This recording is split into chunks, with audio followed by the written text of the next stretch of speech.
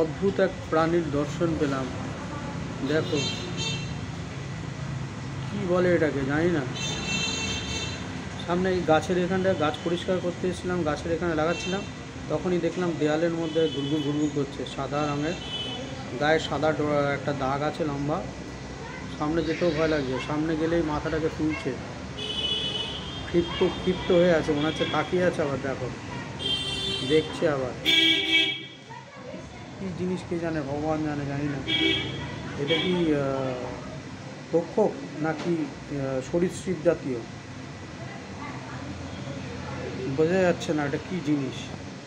দেখো তোমরা কমেন্ট সেকশনে বলো এটা কী জিনিস।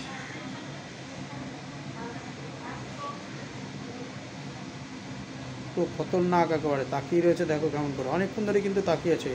আগে এই ওপরটায় ছিল, আস্তে আস্তে নেবে নেবে এখানে চলে আসলো।